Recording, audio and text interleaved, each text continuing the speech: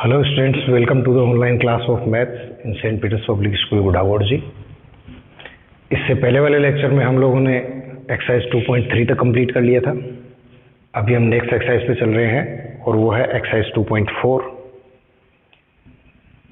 ये exercise start करने से पहले मैं आप लोगों को कुछ और बता देता हूँ। यदि हमें फ्रैक्शन वैल्यूज दे रखी हैं या डेसिमल में कुछ वैल्यूज दे रखी हैं तो उनमें ये आइडेंटिफाई करना कि कौन सी वैल्यू बड़ी है और कौन सी वैल्यू छोटी है।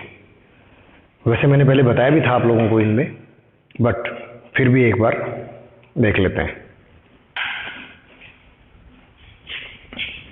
For example first part of question number 1,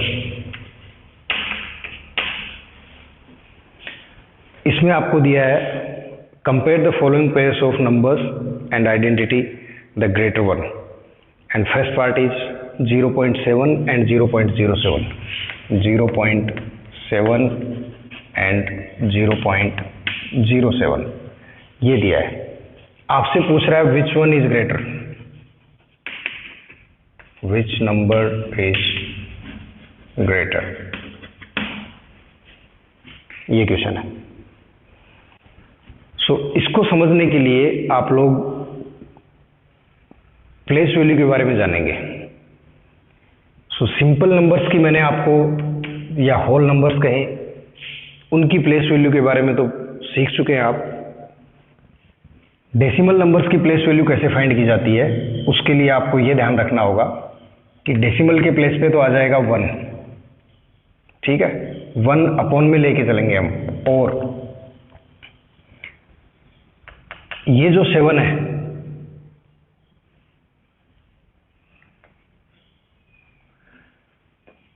decimal के प्लेस पे डिनोमिनेटर में 1 आ गया, और डेसिमल के बाद में आप चेक करो कि कितने डिजिट्स हैं। 1 डिजिट है तो डेसिमल के बाद 1 0 आएगा। यदि मैं यहाँ पे इस 7 की प्लेस वैल्यू फाइंड करना चाहूँ तो 7 एज इट इज, उससे पहले आप 0 लगाओ से मत लगाओ, कोई फर्क नहीं पड़ेगा। डेसिमल के प्लेस पे आएगा 1 और उसके बाद में काउंट करो कितने डिजिट्स हैं, तो इसमें 2 डिजिट्स हैं तो आप 2 zeros यूज करेंगे।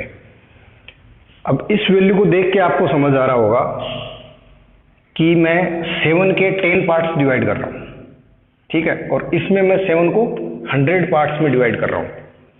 तो सोचने वाली बात यह है कि जब मेरे पास कोई रिबन 7 मीटर लेंथ का है, इस रिबन की लेंथ मुझे 7 मीटर्स दे रखी है। अब एक तो मैं इसको 10 पार्ट्स में डिवाइड करूं, ठीक है, 1 2 3 4 5 6 7 8 9 10, ठीक है। एक तो मैं इसको 10 पार्ट्स में डिवाइड करूं और एक मैं इसके 100 पार्ट्स बनाऊं। लेंथ तो उतनी है 7 मीटर, बट मैं इसके 100 पार्ट्स बनाऊंगा तो क्या बनेंगे, बहुत छोटे छोटे बनने वाले हैं। तो आप इसमें ये देख के बताइए मुझे कि किस पार्ट की लेंथ बड़ी है। इस वाले की ऑब्वियसली, ये पार्ट तो बहुत छोटा बनना है क्योंकि मैं इसके 100 टुकड़े कर रहा हूँ, ठीक है। यहाँ पे बिगर वैल्यू कौन सी होगी, 7/10 इज ग्रेटर देन 7/100, और 7/10 किसको रिप्रेजेंट करता है, 0.7 को।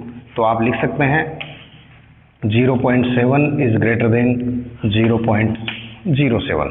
ये आपका फाइनल आंसर होगा। डेसिमल नंबर्स जब आपको दे रखे हैं और उनमें आपसे पूछा जाता है कि कौन सी वैल्यू बड़ी है या कौन सी वैल्यू छोटी है, तो आपको सबसे पहले उसकी प्लेस वैल्यू पे जाना होगा। और प्लेस वैल्यू कैसे फाइंड करते हैं, इसके लिए मैंने आपको बता दिया कि जिस भी डिजिट की आपको फाइंड करनी हो, आप उस डिजिट को लिख लीजिए, डेसिमल के प्लेस पे अपॉन में 1 आ जाएगा, और फिर काउंट कीजिए कि डेसिमल के बाद कितने डिजिट्स हैं, उतने जीरोज आप पुट कर दीजिए। इससे ये क्लियर हो जाएगा कि आप उस नंबर को कितने पार्ट्स में डिवाइड कर रहे हैं। जितने कम पार्ट्स होंगे उतनी ही उसकी वैल्यू ज़्यादा होगी। ओके, फर्स्ट क्वेश्चन आपका कंप्लीट होता है, आप इसमें चेक कर सकते हैं। रिमेनिंग पार्ट्स जो है वो आप सोल्व करेंगे। सेकंड क्वेश्चन पे अब चलते हैं, तो वो है convert the following small units into bigger units. Smaller units दी हैं आपको और आपको उनको बिगर यूनिट्स में कन्वर्ट करना है। 7 पैसा इंटू रुपीस, देखिए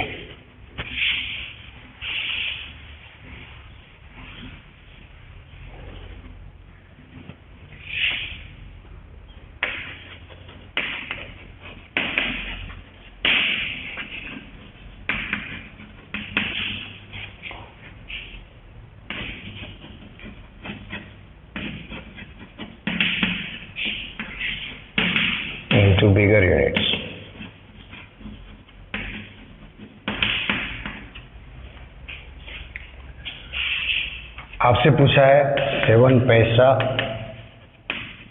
इंटू रुपीस, ठीक है। 7 पैसे को आपको रुपीस में कन्वर्ट करना है, तो इसके लिए आप क्या करेंगे, देखिए इतना आपको पता होना चाहिए कि 1 रुपये में कितने पैसे होते हैं। सो ये हम जानते हैं 1 रुपी इज इक्वल टू 100 पैसा। सो पैसा स्मॉलर यूनिट है एंड रुपी बड़ी यूनिट है।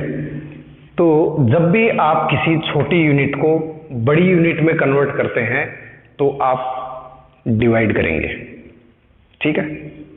क्या करेंगे, डिवाइड करेंगे। तो देखिए इसका मेथड है यूनिटरी मेथड के हिसाब से आप यदि करेंगे तो क्या होता है, देखिए बिकॉज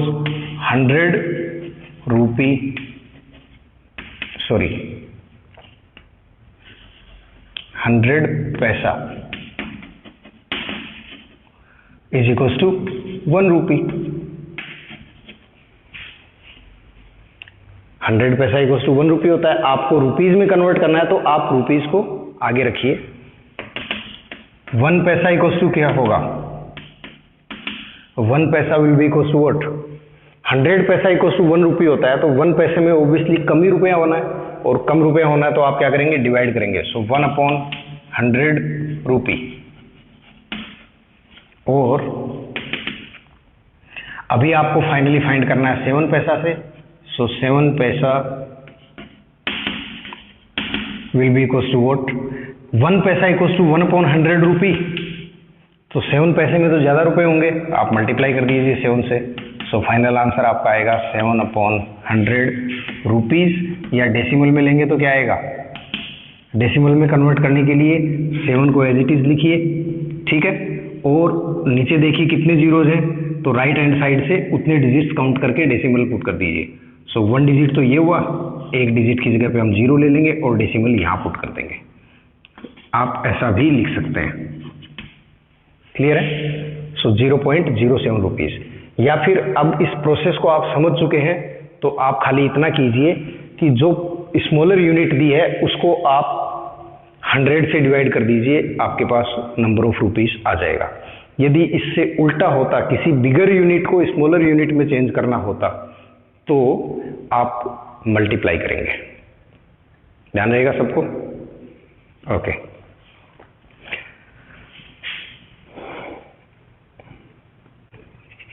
अभी जैसे इसमें ये पूछा है आपसे 7 किलोग्राम 7 ग्राम इनटू किलोग्राम, इसी का मैं एक 5th पार्ट और करवा देता हूं आपको।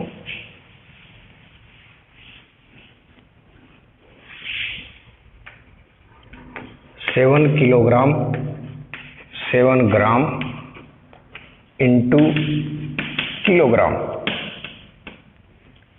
आपको 7 किलोग्राम 7 ग्राम दिया है, उसको किलोग्राम में कन्वर्ट करना है। तो सबसे पहले तो आप ये देखिए कि ये किलोग्राम है, इसको तो कन्वर्ट करने की जरूरत नहीं है, ठीक है।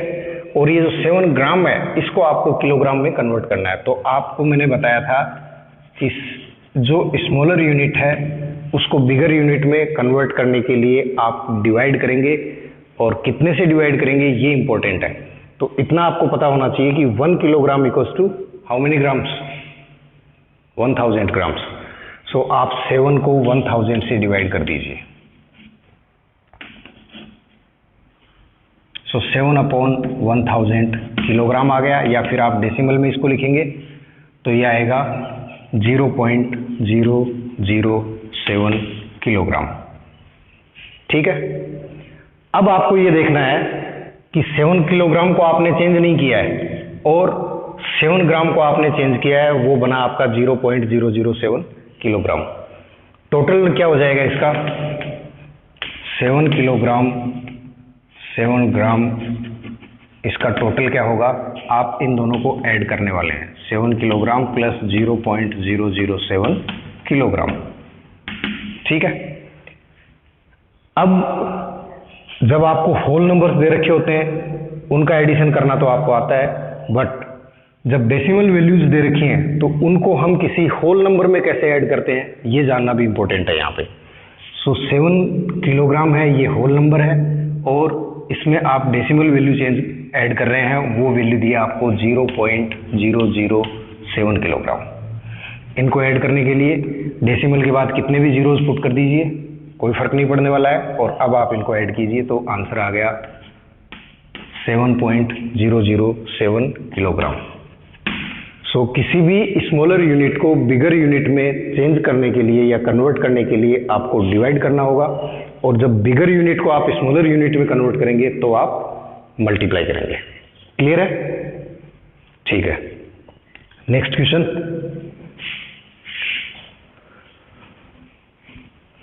Right the following numbers in expanded form.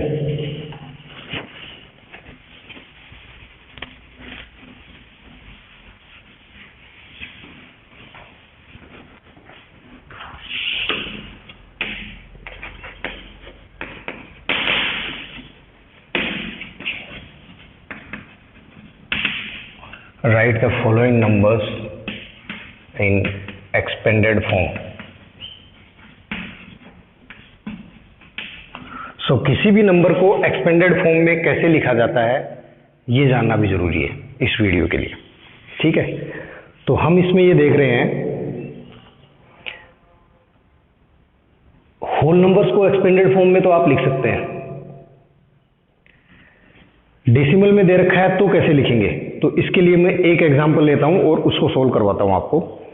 For example हम ले लेते हैं इसी का फर्स्ट पार्ट 25.03। 25.03 हम ये मान लेते हैं इसके डेसिमल के बाद में कोई वैल्यू नहीं है, तो हम इसको एक्सपेंडेड फॉर्म में कैसे लिखेंगे। सबसे पहले हम देखते हैं कि ये 2 जो है वो कौन से प्लेस पे है, यूनिट्स एंड टेंस प्लेस पे है। तो आप इस 2 को लिखेंगे 2 इंटू 10, क्योंकि इसकी प्लेस वैल्यू क्या होगी 20, तो आप एक्सपेंडेड फॉर्म में इसको लिखेंगे 2 इंटू 10 प्लस 5 यूनिट्स प्लेस पे है, इसको आप लिखेंगे 5 इंटू 1। ठीक है, प्लस अब जब डेसिमल के बाद वैल्यूज आती हैं तो इनकी प्लेस वैल्यू कैसे फाइंड करते हैं, ये इससे पहले वाले क्वेश्चंस में मैंने आपको बताया था। इस 0 की कोई प्लेस वैल्यू होगी क्या, 0 इंटू डेसिमल के प्लेस पे क्या आएगा अपॉन में 1, उसके बाद में कितने डिजिट्स हैं,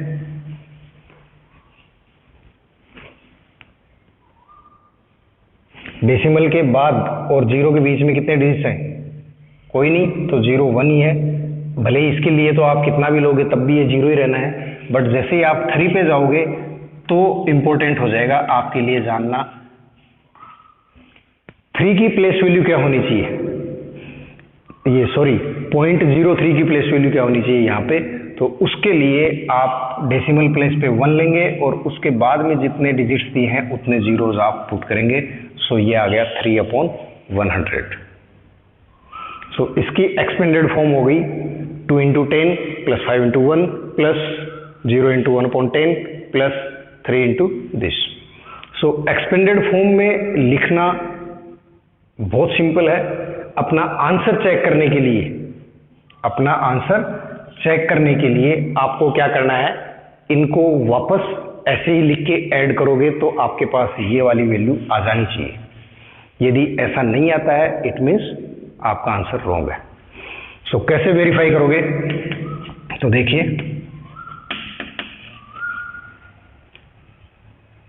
2 इंटू 10 कितना आना चाहिए 20 प्लस ऐड कर रहे हैं हम 5 इंटू 1 5 आना चाहिए, तो यहां लिखेंगे प्लस, फिर से प्लस कर रहे हैं हम